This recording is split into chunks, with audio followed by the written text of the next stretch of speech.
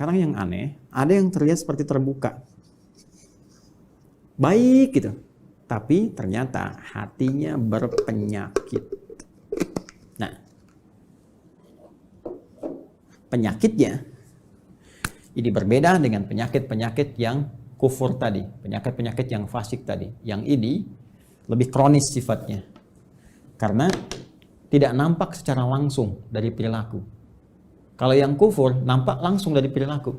Ya, penyakitnya dari fahsya misalnya, muncul apa? Pornografi, nonton gambar-gambar yang tak bagus, video-video yang buruk, yang itu pornografi itu akan membawa kepada tingkat yang lebih serius.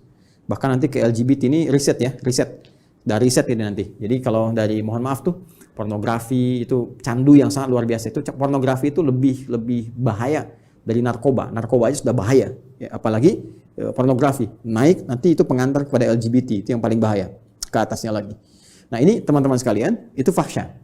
Kata-kata kotor, jorok dan sebagainya. Ya, mencuri, membunuh, merampok dan sebagainya itu mungkar. Nah, perbuatan fasik, penyimpangan, itu karena sifat-sifat tadi, fahsya dan mungkar. Nah, munafik, itu samar sifatnya. Ya, kalau fahsya dan mungkar, itu membentuk perilaku. Orang maling kan mencuri, kelihatan perilakunya ada. Tapi kalau munafik itu, perilakunya kayak baik, sikapnya baik. Padahal kebaikan itu dibangun oleh sinyal-sinyal yang kotor dari nafsunya. Itu penyakitnya, penyakit yang sangat menarik. Berbeda dengan penyakit-penyakit biasa. Apa di dalamnya? Seperti riya misalnya, hasad misalnya, ya hiqd misalnya, dengki, dendam, riya, sum'ah dan sebagainya. Ini penyakit-penyakit seperti ini. Berbeda dengan penyakit yang ini. Nah, riya ingin kelihatan pamer, ya, ingin kelihatan dermawan. Dermawannya bagus tuh, dermawan bagus, ya bagus dermawannya. Cuma ingin kelihatan dermawan, jadi nggak bagus. Jujur bagus, ingin nampak seperti orang jujur, jadi nggak bagus. Sabar bagus, ya, tapi ingin kelihatan oleh orang seperti orang sabar, itu nggak bagus, ya kan? Ya, bersikap baik pada orang karena hartanya itu bagus, karena jabatannya bagus, hormat pada mereka. Tapi kehormatan yang diisi oleh perasaan iri hati itu nggak bagus. Hormat, ya maaf, ya di wajahnya ada senyuman, masya Allah Pak, Bapak itu luar biasa, bisa punya jabatan seperti sekarang. Cuma di hatinya, mudah-mudahan Bapak besok kehilangan jabatan. Itu hasad, keinginan meruntuhkan kenikmatan diperoleh orang lain. Itu hiqd. Ini bahaya. Itu yang disebut dengan sifat-sifat ini melahirkan sifat nifak yang membentuk munafik. Tipikal golongan ketiga. Jadi orang munafik itu sama-sama yang ingin saya sampaikan punya penyakit di hatinya. Punya penyakit di kolbunya.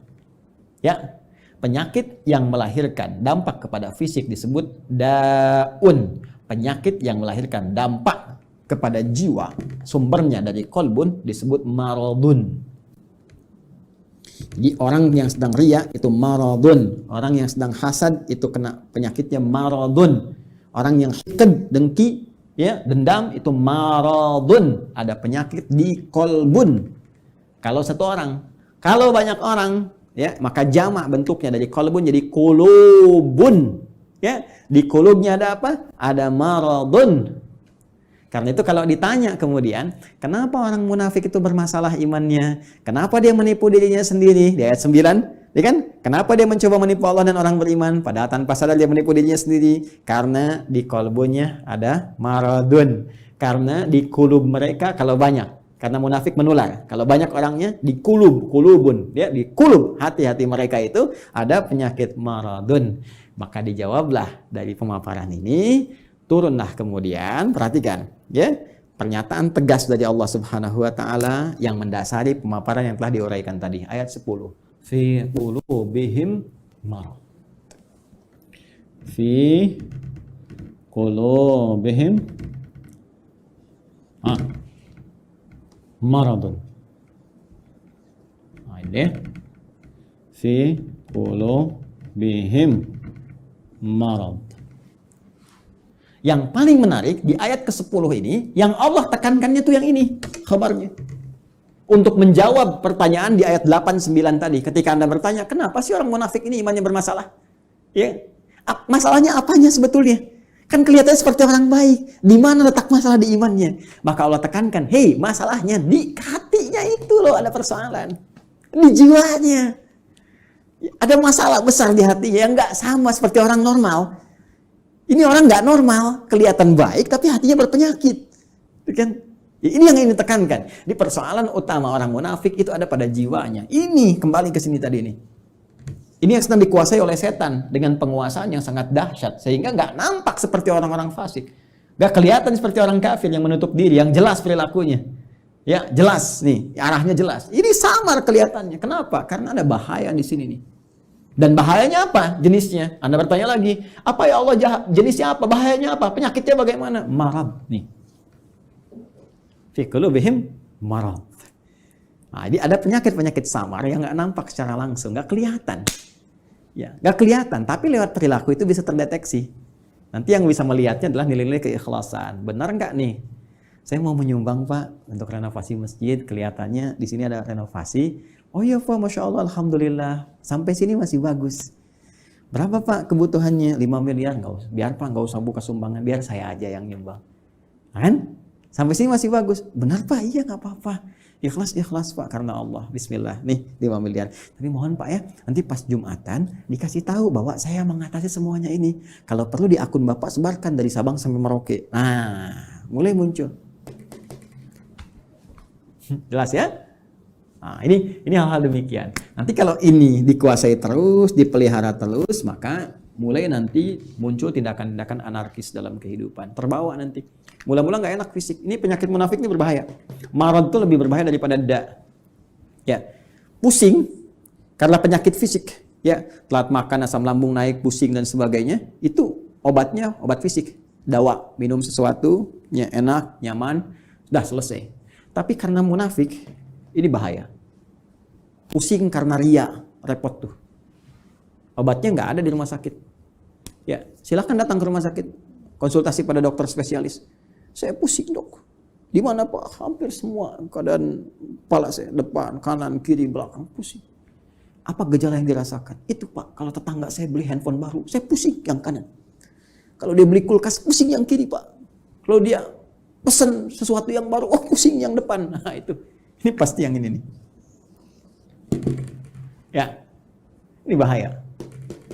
Fazadahumullahu marada, kalau dia nggak taubat, terus dipelihara, dikoleksi, apalagi dihiasi oleh setan dengan hiasan-hiasan fatamorgana, ya nanti dapat ini loh, dapat itu loh, ya terus dikemas seperti Abdullah bin Ubay bin Salul, ingin dapat kedudukan di Madinah, terus dia pura-pura, ya beriman, ya supaya dapat simpati, terus pakai pakaian seperti orang beriman supaya dapat perhatian-perhatian, dekat dengan Nabi, tapi di belakang merencanakan hal-hal buruk, ya. Anti terhadap Nabi, ya, mau bahkan mengeksekusi Nabi, bikin tempat makar kepada Nabi dan sebagainya, Masjid Dirar itu kan, dan seterusnya, sampai wafat dalam keadaan yang mengenaskan. Itu hidupnya kolokan, ya kan? Hidupnya sangat mengecewakan, bikin susah, tapi matinya begitu kolokan. Dan itu kan sifat yang menular terus, tanpa batasan, waktu, dimensi dan sebagainya, terus naik dia. Makanya kalau ditemukan lagi kekinian misalnya, nah itu hati-hati. Ya, ini saya sampaikan sekali lagi untuk kehati-hatian ya. Bukan menghukumi satu dua pihak. Hati-hati cara membacanya jangan salah. Kalau salah baca berarti Anda pun sedang dikuasai oleh setan. Cepat ya. Dan saya berdoa mudah-mudahan Allah membersihkan hati kita. Awas hati-hati. Ya kalau ada kedudukan, ya, harta, benda dan lain sebagainya, kalau ada sinyal-sinyal seperti itu, maka setan sedang mulai masuk. Sekali lagi saya sering katakan ini musim-musim pilkada, kalau nanti ada bisikan-bisikan nih wilayah pemilihnya banyak Islamnya nih, kamu pakai kerudung aja untuk menampakkan aja kamu dekat dengan mereka. Kalau perempuan, kamu pakai peci deh, kalau bisa pakai jubah datang ke pesantren begini, kamu untuk nampakkan aja supaya kamu dapat pemilihnya. Ah itu hati-hati setan tuh. Katakan pada jiwa Anda, kamu jangan main-main dengan setan. Bilang aja kamu set, jangan main-main, kamu ingin men-set saya. Jangan main-main dengan setan, gitu kan? Kalau saya mau muslim, saya jadi muslim yang sesungguhnya. Saya pakai peci-peci beneran. Bahkan ini menjadi momentum saya untuk bertobat kepada Allah. Kalau saya dipilih, saya akan jadi pemimpin yang benar. Ya, saya akan dipilih pejabat yang benar. Jadi muslim yang benar. Nah itu. Ya. Pun demikian, hati-hati kalau sedang bermasalah, Ya, nggak pernah bersentuhan dengan jilbab, nggak pernah bersentuhan dengan peci, dengan tasbih, tiba-tiba tertangkap di persidangan bawa tasbih, bawa peci, bawa ini. Kalau motivasinya bagus, jalan untuk bertobat baik. Tapi kalau dorongannya udah untuk menarik perhatian hakim, juri, supaya ada kasihan, unsur kesolehan, pakai aja ini. Itu pun dikuasai oleh ini kalau tidak ada perubahan yang berarti. Ya, ingat saya menyampaikan ya sebagai gambaran objektif karena dari dulu ada seperti ini. Kalau muncul lagi sekarang, berarti kita bisa hindari. Ingat ya, kita tidak menghukumi satu atau dua pihak, tapi pelajaran kita bersikap objektif untuk melihat dan mengoreksi diri. Kalau ingin berubah, alhamdulillah. Kalau tidak, itu pilihan, tidak pernah ada paksaan. Ya, ini cara membacanya.